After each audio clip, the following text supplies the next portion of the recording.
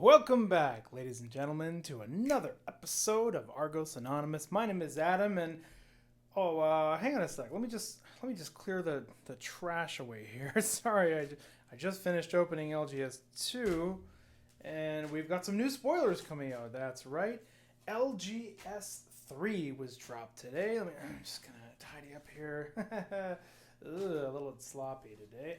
There we go. Dun, dun, dun, dun. LGS 3. Well, I guess it's about time for another LGS. They seem to be coming out every couple of months. And I just want to take a little moment to talk about the contents and what's in it. I've arrayed things here fairly similar to the spoiler picture that they've already showed on their website. And this is it. Similar to LGS 2, there are two new cards. There's Unrestrained Poltergeist and there's a Harpist, which is really cool, actually. And, if you look at the card data for the individual cards, you can tell one of them is going to be interesting for a mill deck. And the Unrestrained Harpist may have some synergies with some other cards, too. I like this. They introduce a couple of new cards every LGS now, right? After LGS 1, they've started to fall into a pattern of putting in a couple new cards. And then they do a reprint of a bunch of commons, right? Or lower value cards, so as to not hit the high value of the prior sets. And this one's a little bit different, and we'll talk about that. Let's go through it. So the contents that were spoiled today are, you do have Bone Scavenger. Now, for those of you who are paying attention, Bone Scavenger, this is the original Bone Scavenger, of course, which was a common in Revelations, the second booster set. Bone Scavenger was going to be released as a championship stamped promo at least 2 upcoming tournaments as part of the VIP package. If you look over here on your left, you'll see that was their plan. The problem, of course, was the COVID came by and kind of put a wrench in all that. They can't have big events anymore, in part because convention centers aren't even allowing it. It's not just Amicon. It's like hotels aren't doing big events, the convention centers won't do it. It's just shut down. And so this may be Amicon's attempt to get a nice full art version of Bone Scavenger out there, because it's such a playable card. Now that they can't hand it out anytime soon as a full art championship stamp card. Will it come out down the road as a champ stamp or not? I don't know. Keep in mind that, a year or something from now, however long this whole Corona Apocalypse thing takes, by then there's going to be all these new cards out, and there's going to be new sets out, and Bone Scavenger and the like might be old news. So I think this is a pivot on behalf of Amicon to get some full arts that are cool and relevant to us now, so we don't have to wait 2 years for a Bone Scavenger full art. These, after the Revelations common, they did have a variety of commons from the latest expansion set, Ascension, or the latest booster set, I mean. These commons were Gallant Squire, Golden Roseblade, Cloud Sea Offensive Formation, and then you had Witch's Ring, and I think that's it for commons from Ascension. So 4 commons. This is a great, by the way, like 1 cost instant kill spell. You gotta be playing airships, but man, if you are, what a solid spell that is. Golden Roseblade is really excellent for Liam recursion decks, because every time your opponent plays a spell, this comes back to your hand, and then you discard it to use Liam's ability. So it's been really great with that. Gallant Squire, also great for a knight deck.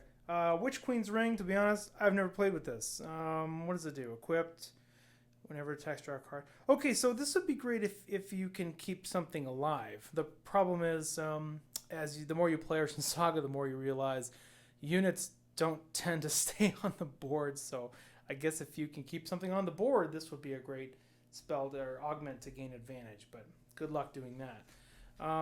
Then they have a rare from Ascension. When it comes to LGS boxes reprinting rares, I just don't have a problem with it, because the set sizes are still fairly small. Rares thus far haven't really held a lot of value. So putting a full art rare, even if it's a good card, it doesn't hold value just because they're too common, right?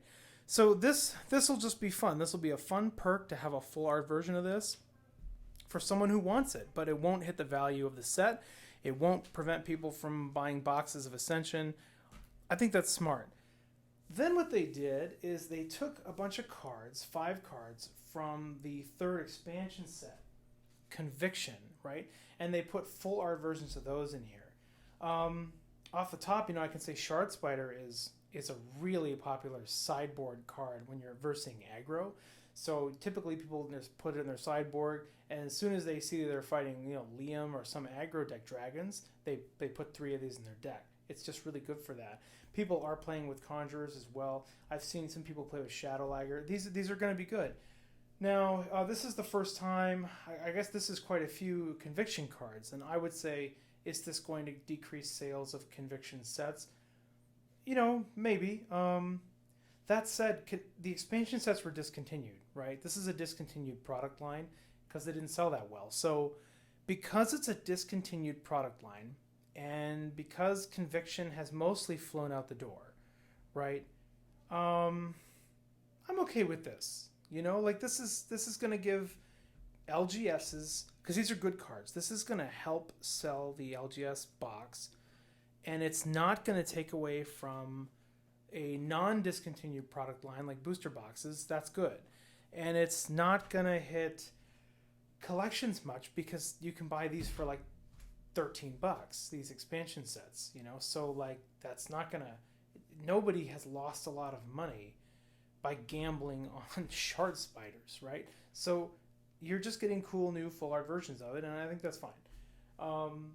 Then you have Linda and Goblin. This is interesting because this was just released as a July LGS promo. Just a participation promo, right? No big deal. Everyone who participates at an event in July gets at least one of these, sometimes more. So they're boom, they're already putting out a full art version of it. What this does make me wonder is, how Warku and Nori? You know what? Let's get them. Let's get them so we can see the visual. It's going to sound like I'm far away for a second. I promise I'll be right back. All right, here we go. Here's the promo binder. Boom. Let's open up the promo binder. So as we look through these, we're going to find Warku and we're going to find Nori. And my question for you is this. Okay, so there's Nori, the first Warlock. You see him? So he's coming out in LGS kits right now. And if you look on the marketplace, people are paying quite a lot of money for him, right? I mean, he's... I don't know. I get it. Nori's a cool guy. So Nori was the guy who won first place in the first Argent Saga Championship, and he was immortalized as a card, which, by the way, Amicon is freaking awesome. And it's a huge draw for me to come to the game. And I hope someday I can, slash enough tires to knock out enough top players to actually top in a tournament, but that probably won't happen. To become immortalized, it would just be so awesome. But anyway, he's one of them. And then you have Shard Mecha Prime King Warpu. These cards are selling for quite a bit. Warku and Nori. And these are the basic LGS versions of it. It's not full art. It's not foil. It's not fancy. It's not stamped. And if you're paying $30, $40 for that, I just wonder, if, and maybe it won't happen, but I wonder if down the road you might see a full art version. You might see a stamp. You might see something fancy, and you might not. I don't know, but just it's a risk if you're buying a bunch of them. Like if you buy one because you have to have it, that's fine. But if you're buying a bunch because you think they're going to be rare, just be advised that Amicon tends to release the basic version first, and then later the fancier version comes out. Think of it as it's a different strategy from what Magic the Gathering is doing, or Wizards of the Coast.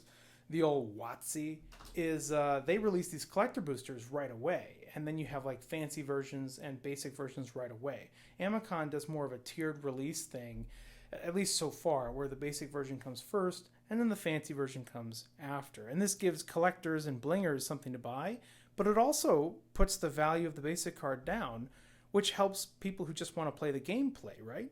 They can still get the card they need to play, whereas fancy pants people can still get their fancy pants. And so, I don't know. I think it's interesting, and I'm really interested to see how the marketplace evolves over time following that strategy. Anyway, here you have it. LGS 3 spoilers. OMG. Now, once the set actually comes out, we'll do some openings or an opening on here and check out the cards in person. We're going to see what from the vault cards are showing up in the box, so stay tuned for that. And we'll also talk about, in probably another episode, these two new cards, Poltergeist and Harpist, and where they might fit into some decks. Anyway, hope you enjoyed that. Argos out.